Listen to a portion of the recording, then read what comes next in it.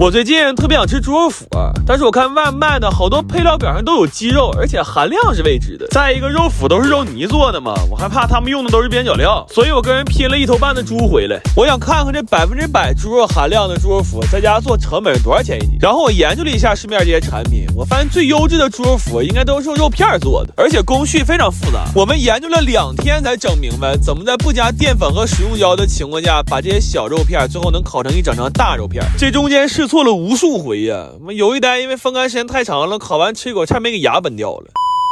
但这肉光切片也不行，因为猪长得并不随人愿，一条猪腿上适合切片的肉其实就那么几块，所以我又研究了一下碎肉是怎么做肉脯的。我发现好吃的关键是肉馅得剁，不能绞，这样才能保留更多的颗粒感，并且在捶打过程中让肉自然的产生一些胶质。这70多斤肉我们整整剁了1天，给耳朵都震聋了，然后还得再调味绞劲儿，几天都没咋睡呀，那只能说是功夫不负有心人。终于在第3天的夜里，我们成功给我弟干出高血压来了。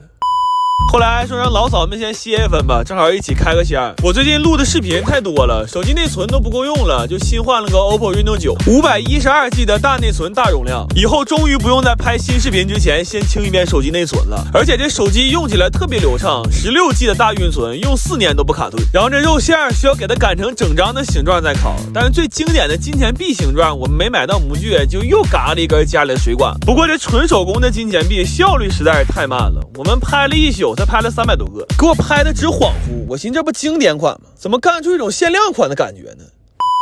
这肉脯据说最正宗的做法要低温慢烤10小时，我粗略估算了一下，这么烤正月能吃上就算烧高香了。所以我买了个烤烧饼的大烤箱，我打算先用烤箱给它烤到8分熟，然后再上炭火。这大家伙一来，那效率一下就上来了。而且我试了一下，这么烤和纯炭烤的在味道上也没什么差别。后来炭烤的时候我还加了点果木，这肉本来就是咸甜口的，现在又裹了一层果木烟熏的香气，这吃一口口感可太丰富了，感觉满嘴都是香味。然后我算了一下，因为在家做不用考虑边角料的损耗，最后它的成本合到42块钱一斤。这肉脯我们后来又晾干了1天，现在它油汪汪的又特别有嚼劲，吃这可太爽。特别是最后把肉脯嚼成肉渣之后，在嘴里嘬吧点油和味儿，这时候再抿上一小口热水，我天，绝了朋友。我最近突然爱上了费列罗，但是这一小盒在超市就卖7、80，吃个2、3盒就有点爱不动了。然后我研究了一下它的构造和配料表，看着也不太难，所以我打算试试看能不能做满这一罐，在家实现费列罗自由。不过通往自由的路上总是充满了崎岖，这第一步拔针呢就给我们难住了。我们试了很多办法，用车压、用砖头砸都没什么效率，后来给我们逼的都快用牙刻了，折腾了10来个小时才把这30多斤针子都拔完。这个过程实在太让人绝望，夯夯干了1宿啊！等天亮我一抬头发现我弟那俩腮帮子都不一边大了。然后有了这些榛子仁，就可以把老演员请出来做榛子巧克力酱了。我一直觉着费列罗有点太甜了，所以就想多磨点榛子酱放里，结果一磨就是7个小时，给石磨的磨盘都磨包浆了。接下来就要做非常变态的第3层，它需要4个步骤才能做出这1个小半球，但我们需要1000来个球。然后买不着大小合适的圆形模具，我们找了一圈把家里水管嘎了。等干完这一道流水线之后，我们真是有点心突突了。我当时心里就一个想法，我现在罐能不能装满就随缘吧。真的，我从未如此渴望我活着。后来寻思先吃点东西缓一缓吧，正好我最近挖到一款韩式自由火锅，这一大箱才花了1块钱，而且配料贼多，这波纹面配上韩式汤底，味儿也特别正。现在拼多多有美食体验专场，每人现抢1份8盒必品阁的自由火锅，多种口味让大家尝购。试吃链接我放评论区置顶了，链接在这还能抢，你们也赶紧去看看吧。然后吃完饭之后就把现在有的3层都组到一起了，最外面那层除了要用到榛子碎，还会用到巧克力和椰子油，恰好这2样罪我都遭过。这一把干苦的巧克力还有这一碗底椰子油已经是半年前的事了，果然互联网是有记忆的。完了裹最外层的时候，我去偷点懒，就买了好多药丸盒当模具，但是脱模之后发现给巧克力做成大力丸了，后来到底还一个一个手动干，再拿到外面冷藏一下，这自制费列罗就算完成了。掰开一个看了看，这个流心状态还是挺好的，然后对比了一下，在外观来讲我们做的和原版还是有区别的，当然口味和口感是非常相近的，甚至我认为自己在家做的还会更香一点，成本也省了好多，自己在家做合到最后是1块2一个，但前提是得能熬5天大夜。不过唯一的不同是吃我们自己做这个巧克力需要有一个门槛，就是得会漱刺儿，因为吃的时候总能听着嘎嘣一声，后来发现吐出来了少许榛子壳。微霞5毛出。我最近疯狂迷上了手撕牛肉干，尤其是看电视剧的时候，要不嚼两块感觉浑身不得劲儿。但外面买的还怕猪肉或者鸭肉做的，所以我苦心研究了一个配方，然后订了4个牛腿，打算自己在家做的。这个牛肉干呀，吃着是真好吃，但做起来是真麻烦。光切肉我们就干了1天，那切完之后感觉右边半拉身子都是麻的。这4个牛腿正好切出来200斤瘦肉，我现在特别好奇它最后会成多少牛肉干。然后这些肉在抓完料之后，最好放到一个浅一点的容器里腌制，但能装这么多肉的容器实在不好买，所以我在家里找了一圈之后，我把浴缸拆了。用浴缸腌肉属于是既合理又实用，我们甚至还给它改成那个双拼缸，然后腌了1宿之后，这肉就可以烘干了。但以家里的烘干机的速度来说，除非买100台，要不最快也得正月15才能吃着。后来看最近天不错，就决定风干了，正好可以用蒙古包的架子晾肉。但是这一下子就陡增了一个非常大的工作量，就是串肉。我们还没从切肉的局麻中缓过来呢，这一下直接要干成全麻了。我后来都累得有点分不清白天黑夜了，就我明明记着我们是中午开始干的这活，但后来干到最后一代的时候，外面天都亮了。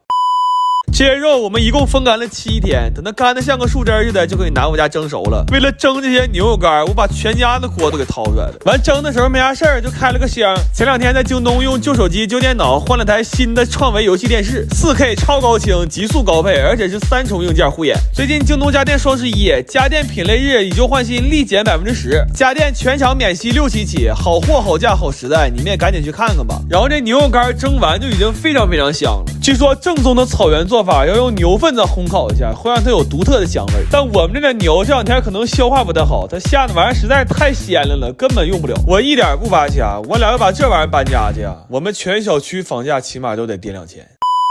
后来我放弃了这个尝试，买了点果木炭改成炭烤了。这牛肉干往炉上一放，那香味挠一下就上来了，然后趁热撕开了一块，这牛肉丝状态看着可太满足了。而且风干牛肉干是越嚼越香，它真的比我之前用油炸烤箱做的要好吃很多。等都烤完了之后，我还上秤量了一下，一共是70斤的牛肉干，我是41斤买的牛肉，算下来这个牛肉干的成本是114块钱1斤。然后我们把所有的牛肉干都塑封处理了，我估计等我吃完这些牛肉干呀，我这腮帮子会成为我全身上下肌肉含量最高的地方。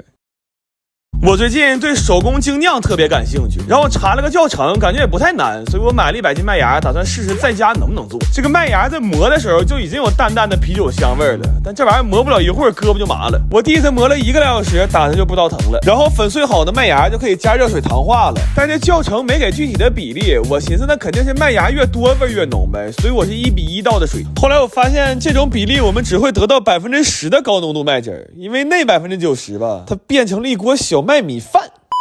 后来我到底还是托人买了个商用版配方，但是这配方只能提供一些准确的数值，等具体实操阶段我们还是遭受了很多意外。第1天糖化的时候上来先给锅烧糊了，第2天开始尝试发酵了，又把天花板崩花了。我们那几天过得跟重播似的，每天睁眼睛就开始重新磨麦子。后来直到第4天晚上才把所有的麦芽都变成可以发酵的小麦果汁。正常来说100斤的麦芽可以酿出200升的啤酒，但我们这么折腾完之后就剩下80升麦汁了。它到底会不会很好喝，现在还不知道呢，但可以肯定的是，我这回又干赔了。然后这些小麦果汁要经过2次发酵，一共是15到21天才可以变成啤酒。完这几天等着也没啥事儿，就买了几件换季的衣服。正好得物最近有活动，这一件卫衣才100多块钱，还送了一件短袖。现在下单更便宜，而且还能包邮。链接我放评论区了，点进去还有机会抽1000块钱的无门槛优惠券。最近买鞋和衣服啥的都可合适了，你们赶快去看看吧。然后这酒发酵到第18天的时候，我们决定给它开封了。但是打了几杯之后，它持续是一个出沫不出酒的状态。我当时心里咯噔一下，我觉得这回完了，干了20多天，居然就为了酿80多升泡沫，我当场乳腺增生了我。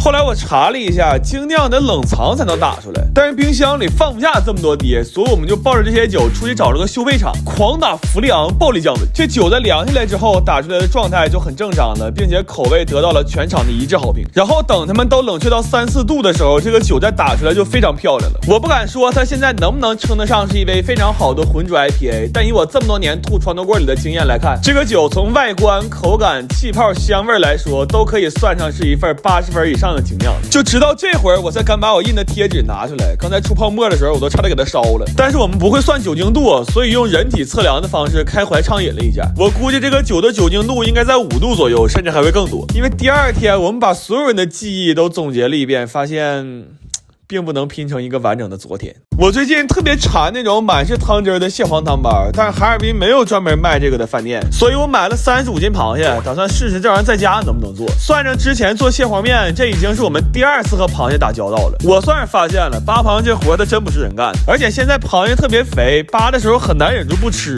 我们为了能互相监督，还线组了一道流水线，并且确保每一个岗位都多少有点油水。但就这，我们还是出现了一些意外损耗。我低头一看呢，我这裤子还打包了2两。这些是我们7个小时一动没动扒出来的，炒完了一共是6斤6两。我寻思这包上包子不就能吃饭了吗？但是世事难料啊，这包子根本就没个包。这个汤包啊，它讲究一个皮儿薄，所以对手法就有很高的要求。我夯包了一下午啊，翻车了无数回，愣是没得到一个完整的包子。后来我试了一下日式记的方子，它是2叉面粉揉成团之后反复擀压15次。这老高级面粉这么干可太变态了，我一下梦回醒时苏啊！我们擀了2个小时才擀好，然后包完膜给它醒一醒就能用了。到这儿我才明白，合着扒螃蟹是这里他妈最简单的一步啊！但擀完皮儿有点饿了，就寻整口吃的先垫吧垫吧。这箱零食是我从拼多多上抢的，他们最近7周年庆加大补贴力度，出了个零食任意抽的活动。我抽到了自嗨锅、虎皮凤爪、元气森林、乐事薯片啥的。这平时买得花好几百，现在直接白嫖。链接放评论区置顶了，这是粉丝专属入口，链接在就说明活动还在线，你们赶快去试试吧。然后这回的面皮儿就非常筋道了，甚至真的可以吹成个大气球。完包子褶我也不纠结了，爱啥样啥样吧。我决定换个思路，我这顿往里塞馅儿，最小的还包了8两。我寻思这活都干了2天了，还一口没吃上呢，我必须得来一个报复性包法。经过了2天2夜，我这汤包终于要出炉了。得力于日式记的配方，这么沉的馅儿，那包子愣是一个没破。这汤汁吸一口又鲜又甜的，这是我长这么大第一次用勺吃包子。完这蟹壳让我煮汤了，做了一锅没有科技的蟹粉豆腐，这味儿真鲜呢。然后我算了一下，每个包子最少包了5只螃蟹，光成本就200块钱了，它活该好吃。不过这玩意儿好是好，就是寒性太大了，大半夜的也没敢吃姜，就把夏天做的红糖姜块翻出来了。我怎么也想不到啊，5个月前遭的罪，今天居然享上福了。你说这事儿整的。